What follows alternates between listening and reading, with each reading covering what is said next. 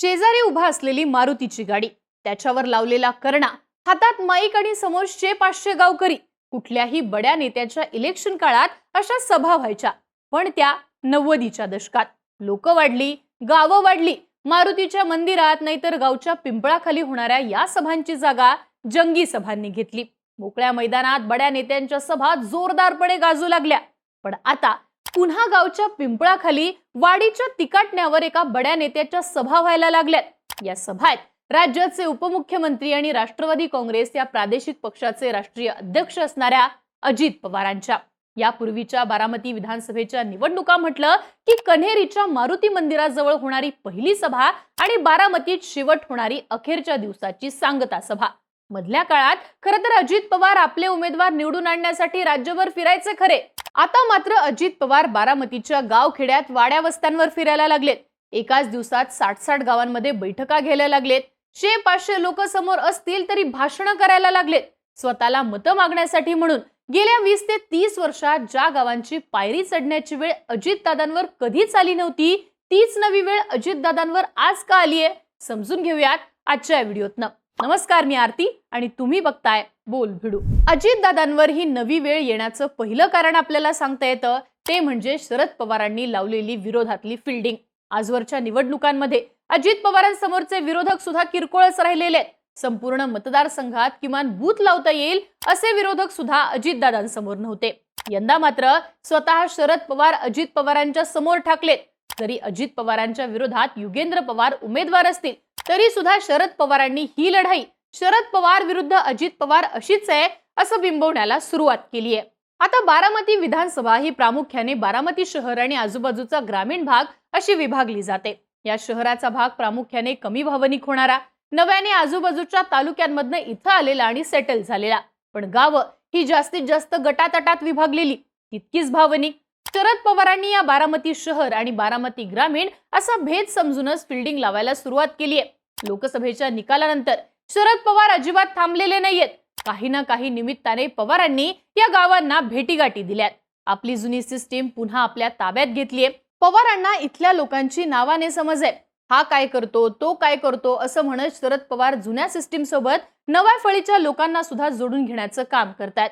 तर शहरी भागात शरद पवार हे व्यापारी संघटना, औषध विक्रेत्यांची संघटना अशा वेगवेगळ्या फॅक्टरवरती सिस्टीम ही बसवायला लागलेत. आता शरद पवारांनी पुन्हा तयार केलेला हाच कनेक्ट अजितदादांसमोरची प्रमुख अडचण आहे.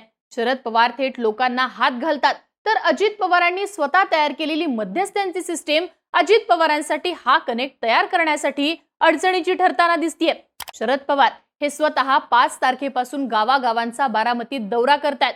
पवारांनी थेट कनेक्ट केला तर अजित पवारांची अडचण वाढताना दिसते.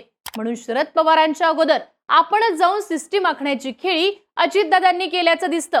अर्थात पवारांचं आव्हान आणि निवडणूक खेळण्याची स्ट्रॅटेजीज अजित पवारांना बारामतीच्या गल्लीबोळात घेऊन जाण्याचं महत्वाचं कारण ठरतीये असं दिसून येतं. अजितदादांवर ही नवी वेळ येण्याचं दुसरं कारण आपल्याला सांगता येतं ते म्हणजे गावच्या लाभार्थ्यांचं गणित.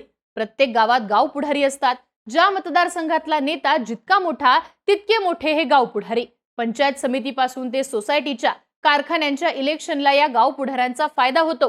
अजित पवारांनी गेल्या 20 ते 30 वर्षात अशा गाव पुढाऱ्यांना ताकद दिलीये.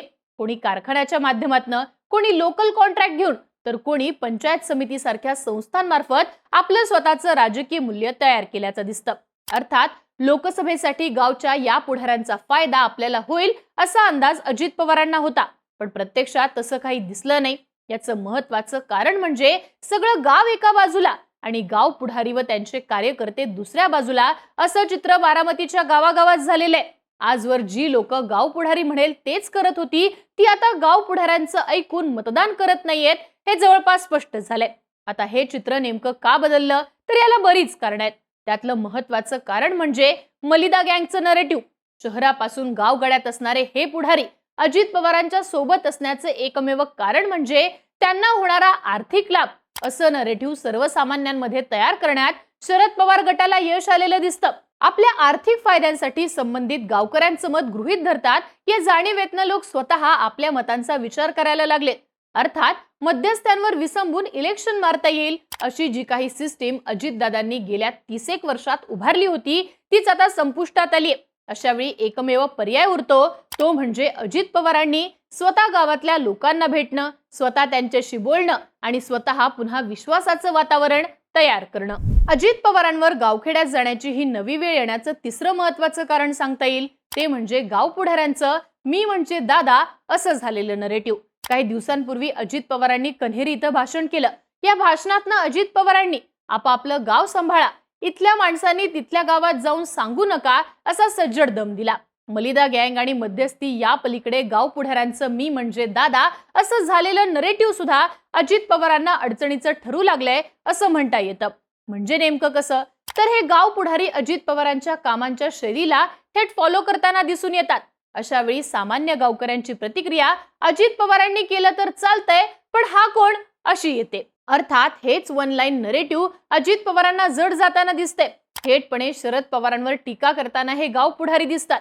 अशा वेळी अजित पवारांनी बोललं तर चालतंय, त्यांच्या तो घरातला विषय, पण तू कोण असं म्हणत लोकांची सहानुभूती पवार कुटुंबाकडे जाते पण गाव पुढाऱ्यांच्या विरोधात जाते.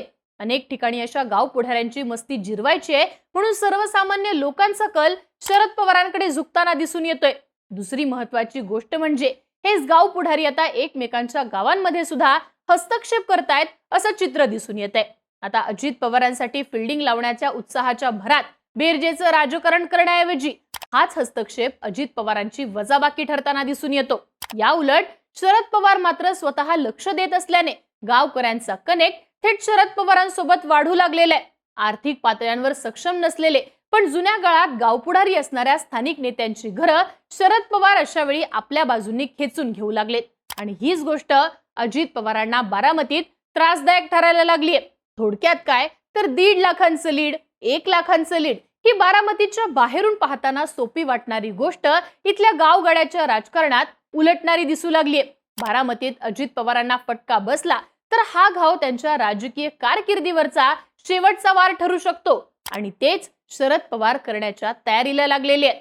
पर्यायानं आता मैदान गृहीत धरलं तर शरद पवार शेवटच्या 4 दिवसात इथनं वातावरण पलटी करू शकतील आणि पर्यायानं दादा तेच पण वेळ नवी हे गणित बारामतीकरांना अनुभवायला मिळू लागलंय असं म्हणता येतं. तुम्हाला काय वाटतं? अजित पवार सध्या बारामतीत गावगाड्यांवर का फिरायला लागलेत? याचा त्यांच्या निवडणुकीवर काय परिणाम होईल? याबद्दलची तुमची मतं आणि प्रतिक्रिया कमेंट बॉक्समध्ये लिहून नक्की कळवा आणि अशाच राजकीय घडामोडींसाठी बोलबिडूला सबस्क्राईब करा.